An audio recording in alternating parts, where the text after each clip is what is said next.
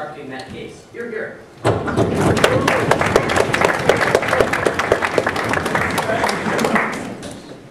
Thank you very much. I'd like to thank Mr. Friedrich and Dr. Singer for coming to represent the other side. And I'd also like to give a special thanks to Dr. Wicks for coming on such short notice to represent our side.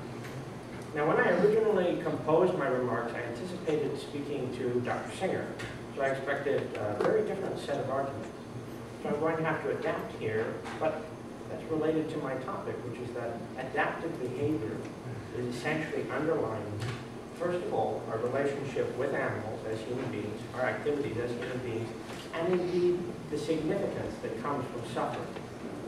Now, both Dr. Singer and Mr. Friedrich have implied that suffering itself is inherently problematic, that is where the moral harm lies, that is the central point.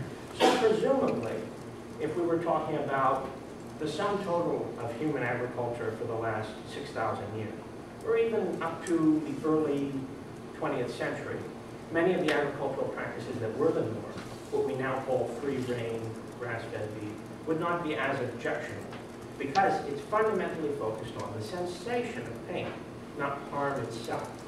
Now, I find that somewhat incoherent. Pain exists because it's a signal for physical harm.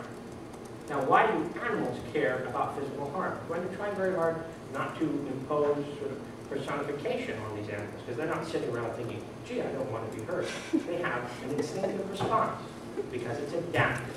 It's inherent for them to evolve as successful creatures. Now, many of these animals' evolution has been modified by us in the process of our own evolution, the domestication process. I'll talk about that later. The point is, suffering matters because of harm. So if we're making this case from the other side, we should really say that it doesn't matter whether the death is painful or not, it's the death itself. But I don't think either of these gentlemen believe that. And I think if you think very hard about the potential for human suffering from cessation of this practice, you would agree with me that the weight lies on the human side, not because of the species' bias, but because, in fact, the animal's interest in suffering, if I may use the word interest, is directly related to their survival, not purely as individual organisms, but as a species.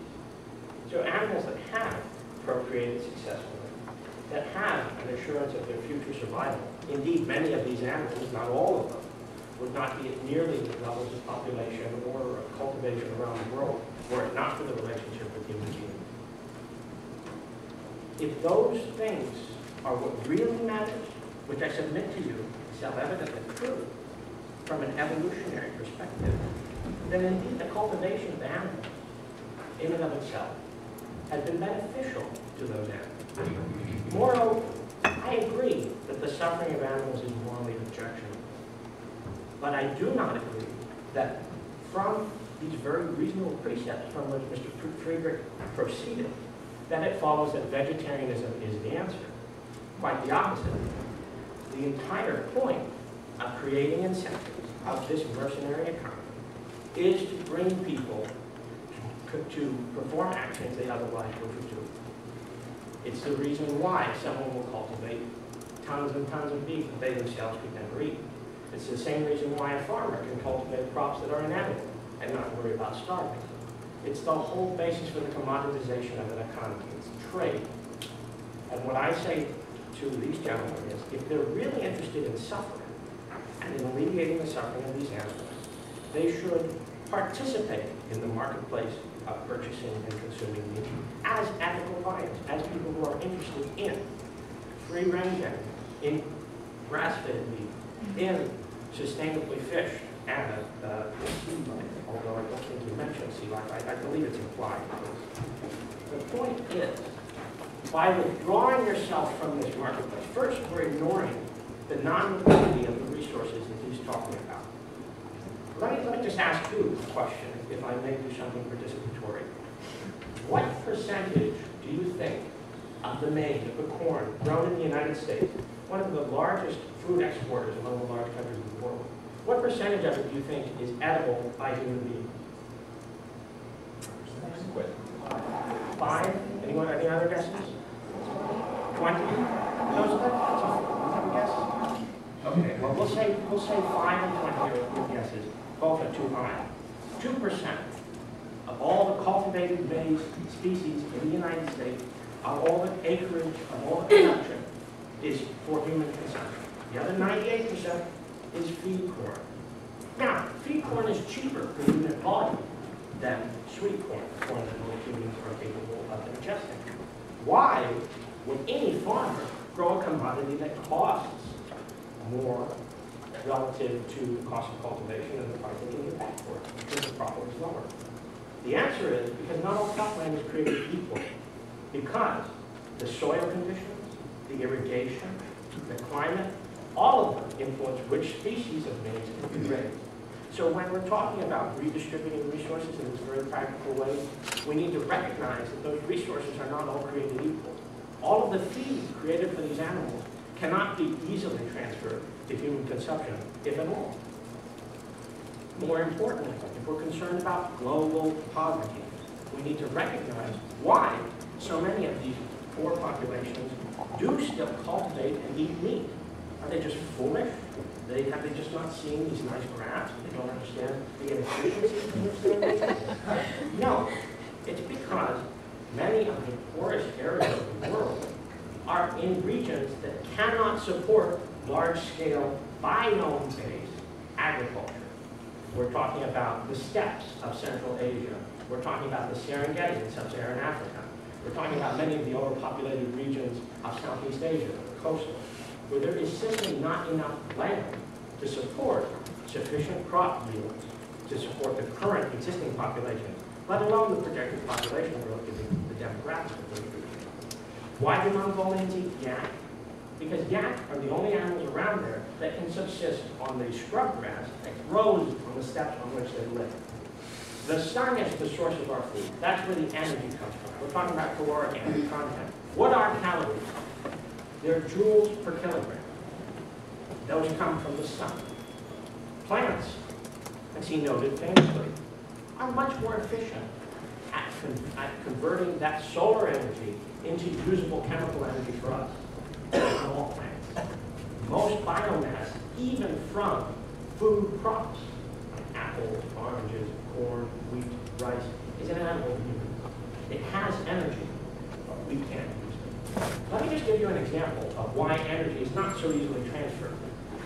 So if we take a common high-calorie food product, like butter, that has approximately 7 joules per kilogram, 7 calories. So compare that to a very powerful chemical compound that we're all familiar with, TNT, the main active ingredient in dynamite. It's incredibly explosive. And consider that, in fact, TNT has only 0.6 kilograms, or joules per kilogram, excuse me. Anyone who took physics 115, so everyone who's not a physics major and needs a QR, so tell us. Energy is not a liquid asset. Land is not a liquid asset. And the resources that he's talking about, in very practical terms, cannot be easily repurposed. Moreover, the regions that are most in need of additional caloric content are often regions where large-scale agricultural production is impossible. If we're concerned about ecological damage, think for a moment the type of effort that we need to be undertaken in this country alone, one of the richest and most advanced countries in the world, if not the most, to convert our maize crop to universal human consumption.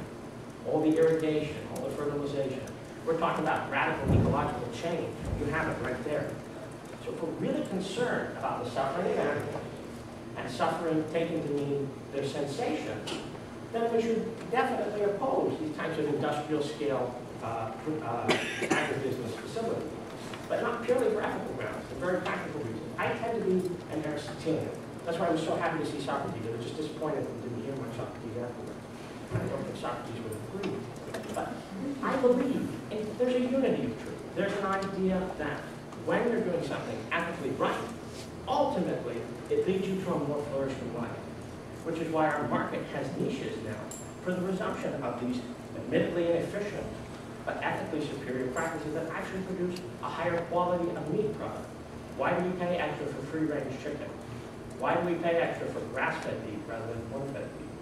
because not only are these types of cultivation more in tune with the natural needs of the animals, not only do the animals fare better, but also the people who eat those animals are less likely to be exposed to the hormones, the toxins, the unnecessary antibiotics, because I do say that some antibiotics are necessary. And it's generally a beneficial practice. And with that,